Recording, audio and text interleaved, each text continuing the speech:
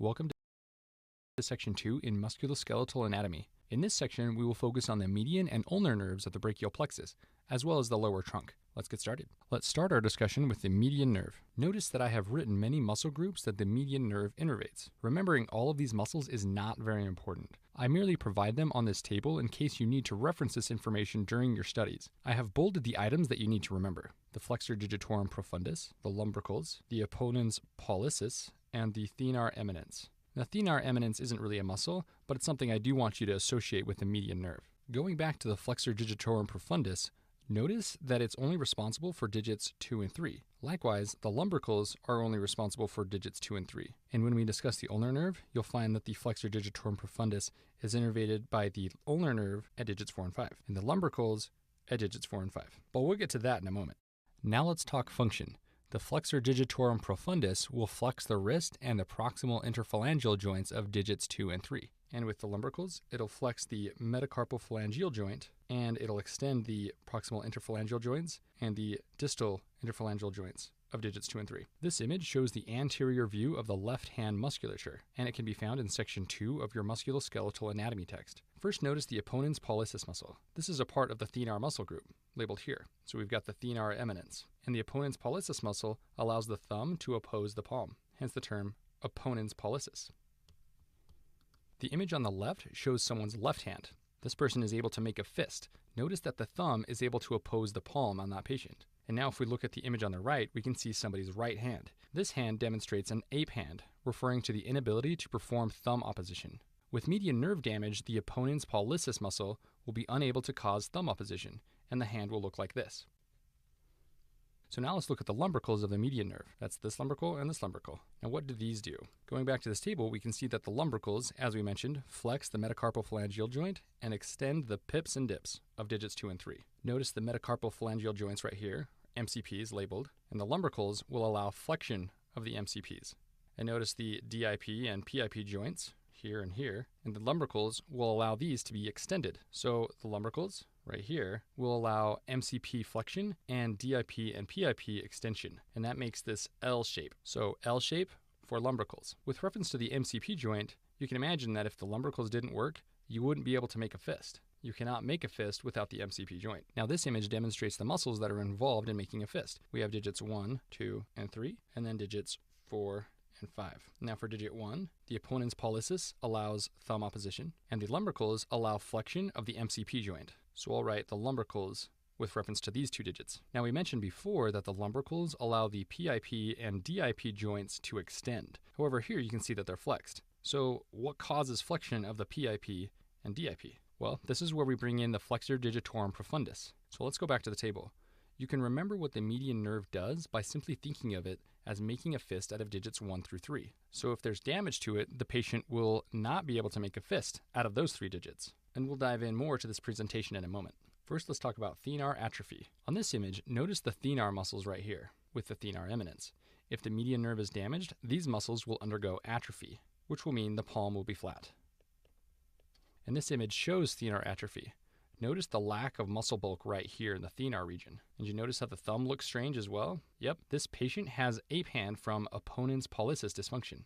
So with this thenar atrophy right here and the lack of thumb opposition as shown here, we can safely say that the median nerve of this patient is not working. Now you may also notice there's some other strange things in this hand, but we're not going to dive into those yet. We just discussed that median nerve damage will result in thenar atrophy and ape hand, and the ape hand results from lack of opponens pollicis function. And we also discussed that you cannot make a fist of digits 1 through 3. Another way to think of the fist idea is to imagine digits 2 through 3 frozen in a resting hand position. And this is demonstrated with these 3 images. The left image shows the hand in resting position. If you look at your own hand at rest, you will see that the fingers fall in this fashion. Now let's suppose that this patient in the middle has median nerve damage, and we asked him to extend his fingers. Digits 4 and 5 will be able to extend. However, digits 2 and 3 would remain in this resting position. And that's because the proximal interphalangeal joint and the distal interphalangeal joint will be unable to extend, because you need the lumbricals to extend. And without the median nerve function, lumbricals of digits 2 and 3 will not work. So once again, we go from resting position ask the patient to extend his fingers, and we notice that the DIPs and PIPs will not extend. Now let's ask this patient to go back to resting hand position and then try to make a fist. As you can see, he's unable to make a fist. Digits 4 and 5 can make a fist, but digits 2 and 3 would be unable to make a fist. And that's because the MCPs of both joints will not work. You need the lumbricals to allow these to flex. And with median nerve damage, the lumbricals will not function for digits 2 and 3. So no MCP flexion, as shown here. Now with reference to the PIP and DIP joints, you can't flex them. And that's because the flexor digitorum profundus muscle doesn't work, at least for digits 2 and 3. So here's the take-home point. If ever on a test you're confused about median nerve damage and its presentation, simply put your hand in resting position and freeze your first 3 digits. Then extend your fingers and flex your fingers, and you will be able to identify which nerves and joints are not functioning properly and why. Now let's briefly talk about the cutaneous innervation of the median nerve. With reference to the palmar surface, it innervates the lateral 3.5 digits as well as the thenar eminence. Both images show the cutaneous innervation of the nerves from the brachial plexus. On the left image, notice the median nerve labeled here, and it innervates these first 3.5 digits. 1, 2, 3.5. On the right image, notice the median nerve covers the dorsal ends of these same 3.5 digits, as labeled right here. 1, 2, 3.5. The point is that median nerve damage would result in decreased sensation in these regions. So how does one actually damage the median nerve? Well, there are 2 locations to damage the median nerve, the supracondylar area or the carpal tunnel. This image shows the brachial plexus and the course of the branches through the arm, and it can be found in section 1 of your musculoskeletal anatomy text. And the median nerve is labeled right here. And notice the arrows go to each location where it can be damaged. The supracondylar area right here, and you can see it wrap around the humerus, specifically the supracondylar area. We have the medial and lateral epicondyles here. So supracondylar area is just above these, as I've indicated. The second location is the carpal tunnel. And if you follow this area, you'll find the carpal tunnel right here. If either of these areas are damaged, the patient can demonstrate apand and thenar atrophy. Now let's do a question to apply this. A 14-year-old male presents to the emergency department following a motor vehicle accident. He was the unrestrained passenger when a truck collided with the passenger door at high speed. The boy is alert and oriented, but is crying in pain while holding his left arm. A radiograph is obtained, which is shown below. Based on the radiographic findings, the physician suspects damage to a nerve. Based on these findings, how would the patient's hand most likely appear if asked to make a fist? Hopefully you noticed from the image that the supracondylar area is fractured, as indicated by this arrow. And this makes median nerve damage very likely. So that's the nerve that the doctor is likely suspecting. And with median nerve damage, how would we expect the patient to appear if asked to make a fist? Well, if asked to make a fist, the digits innervated by the median nerve will remain in the resting hand position. So put your hand in resting position, freeze the median nerve digits, which are these lateral 3, and then try to make a fist. Your hand should then look like this. Notice that only the medial 2 digits right here end up flexing into a fist. So going back to the question, we know how the patient's hand would most likely appear if asked to make a fist, and that is only digits 4 and 5 will flex into a fist. Now let's move on to the ulnar nerve. Where the median nerve made a fist with digits 1 through 3, the ulnar nerve makes a fist with digits 4 and 5. After all, it innervates the flexor digitorum profundus and the lumbricals of all of these digits, 4 and 5. Going back to this image, the ulnar nerve allows a fist to be made out of digits 4 and 5. It innervates the lumbricals, so the MCP can be flexed, and it also innervates the FDP, which means the PIP and DIP joints can be flexed. So how do you damage the ulnar nerve? Well, if you damage the medial epicondyle, you can damage it, or you can damage the hamate bone, specifically the hook of the hamate, which is a carpal bone. And as you can see, it's located within Guyon's canal. And we'll discuss that further in a moment. So we have the ulnar nerve labeled right here, and notice the arrows go to each location where it can be damaged.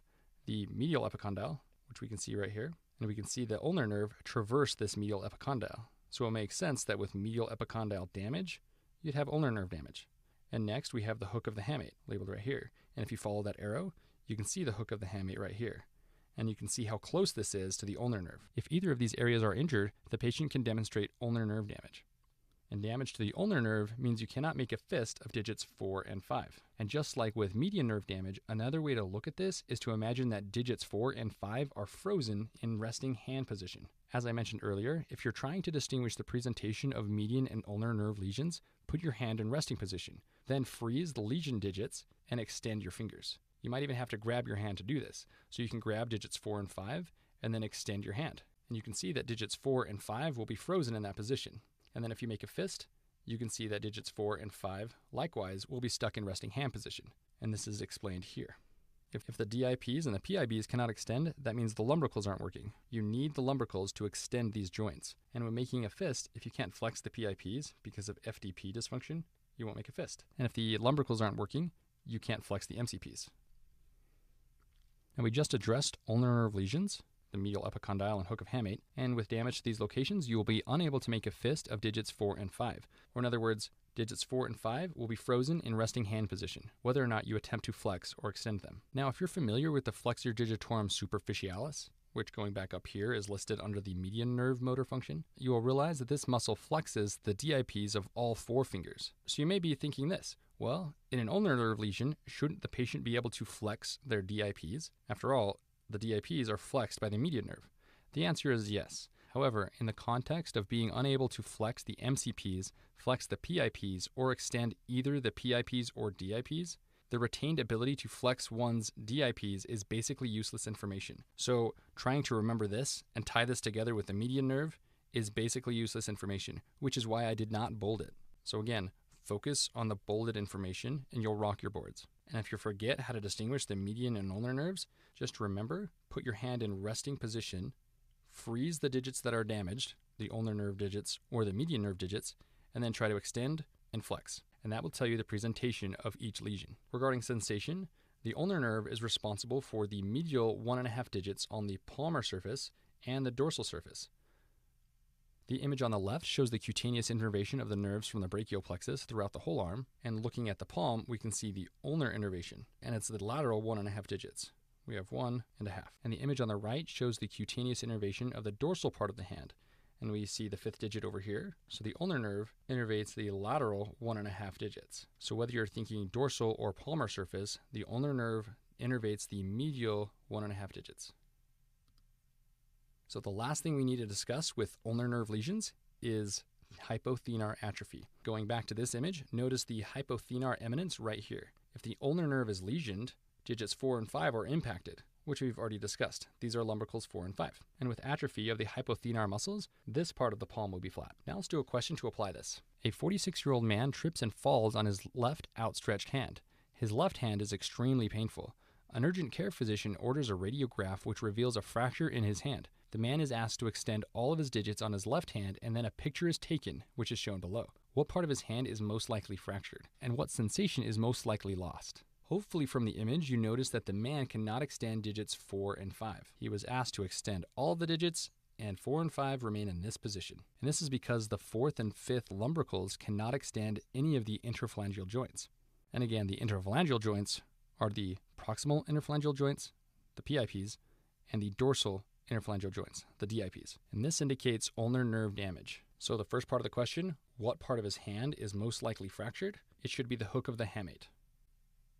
Recall from this image that the ulnar nerve can be damaged at the medial epicondyle or the hook of the hamate. So we get the ulnar nerve right here, medial epicondyle damage right here, or hook of the hamate damage right here. And because the question stem specifically states that he fell on an outstretched hand resulting in this injury, we're thinking the hook of the hamate was damaged.